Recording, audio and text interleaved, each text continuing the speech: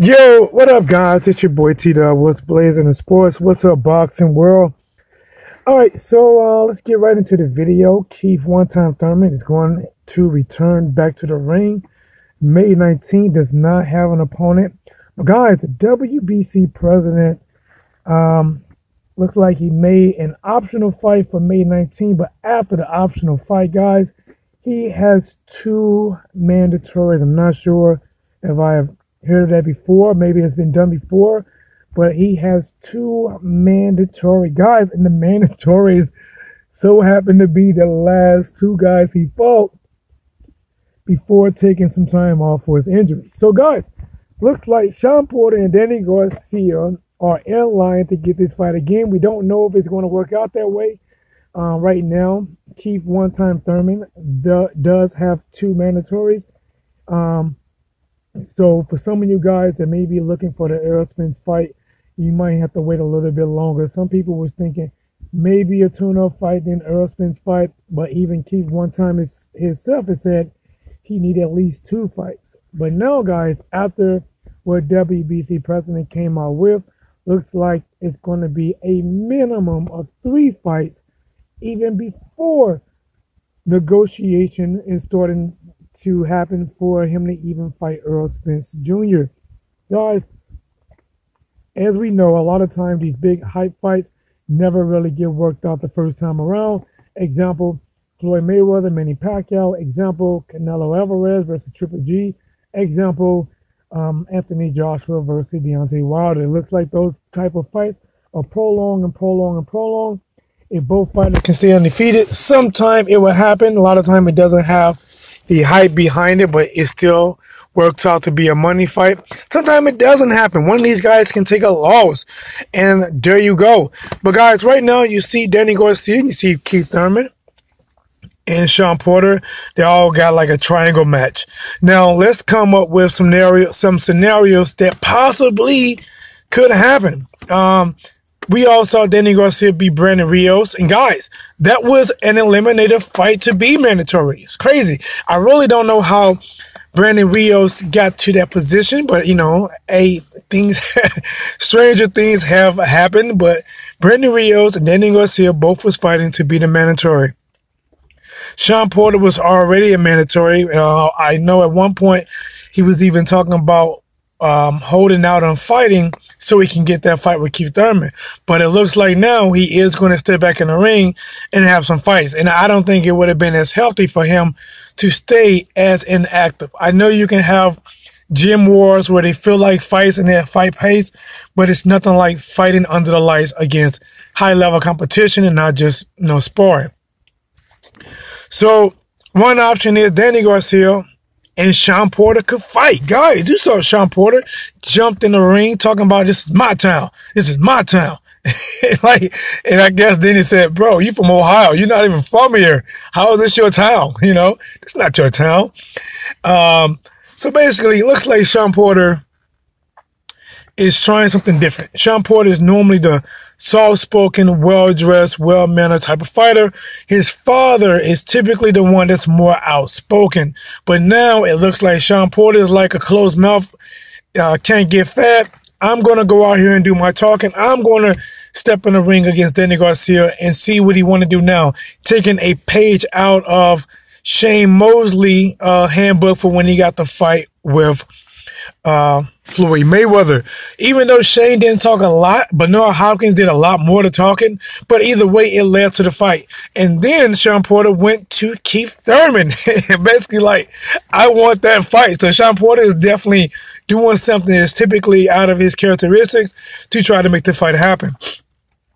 But guys, so one way Danny Garcia and Shawn Porter could actually fight each other.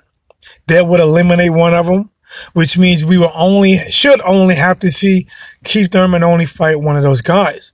Or we could get Keith Thurman fighting this mandatory. Then most likely, which is why I got a one down there, fighting Danny Garcia, which I thought he'd be easier.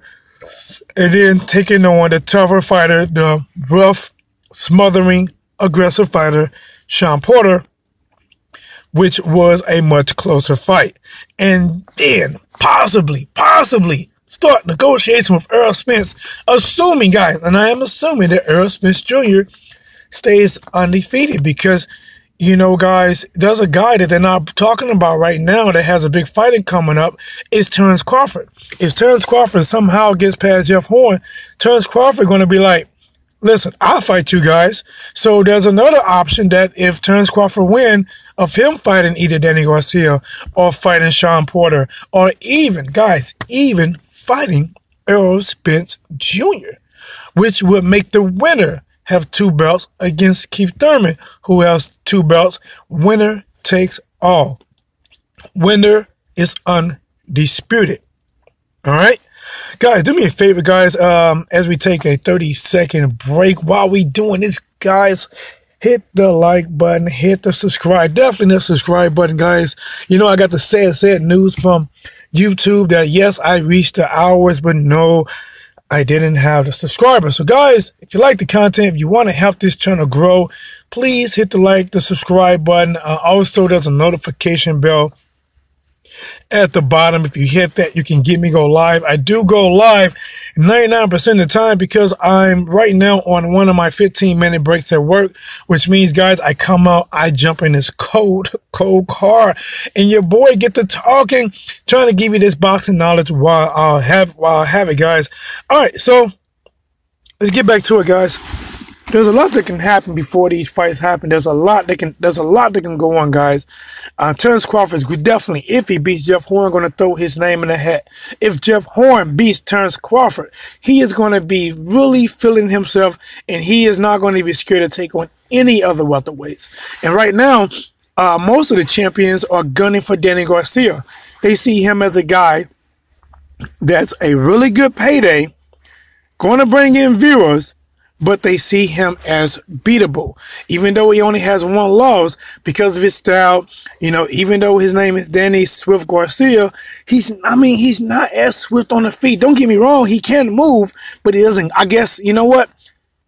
That's probably why they don't call him glide, because he doesn't glide. But he does get skill. He does have power. He does have good timing, which is what got him, you know, a lot of victories that people thought that he was going to lose. Example, Amir Khan. Example, Lucas Matisse. A lot of people thought Lucas Matisse going to go in there and knock the builder blocks clean off of Danny Garcia's shoulders. But Danny Tynum jacked up his eye, and there you go. He pulled out the win. But, guys, what do you think about this? Keith Thurman, to be honest, with WBC, what it looks like to me, guys, I think the WBC president and maybe whoever else was in that, you know, closed door meeting was like, listen, we got to get as much money off our champion that we can. We can't just make it easy for him to be able to fight Errol Spence and then he end up losing or whatever. Keith Thurman is a marketable guy. People do tune in and watch Keith Thurman fight. Well, guys, well then, what can we do? You know what? Let's give him 2 mandatories. When he fought Danny Garcia, we got really good ratings, right? And when he fought Shawn Porter, he got really good ratings, right? And Shawn Porter's already mandatory over Danny Garcia, but now we can make Danny fight Brandon Rios, and that'll make him another eliminator to fight. And what we would do, guys, we won't even make, I didn't read anything, guys, but we won't even make him have to fight Shawn Porter first. We're going to make it that, listen, as long as you fight these 2 guys, it doesn't even matter the order that you fight these 2 guys.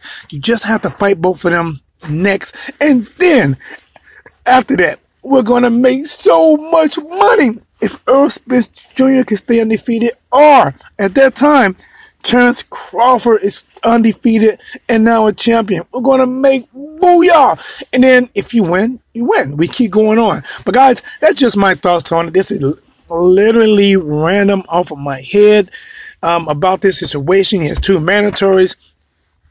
Anything can happen. Danny Garcia can lose. He can be dropped out. Shawn Porter can lose. He can be dropped out. The thing is, I do believe Shawn Porter would be a tougher fight, but I'm going to say something that's really crazy right here. I believe with Shawn Porter, you're either going to get him being aggressive or more aggressive. I think that's what you're going to get with Shawn Porter. And if he's going to be even more aggressive this time with Keith Thurman, guys, I'm just saying this. If it goes to a decision, it's going to be a close fight. Otherwise, Shawn Porter can almost find himself getting knocked out. He just jumps in too hard sometimes, And if he comes more aggressive than he did last time, he can jump into one of the right hands that can sit him down. But guys, who knows what happened? T-Dot, what's blazing the sport? Just reported in the news. Subscribe, like, and share.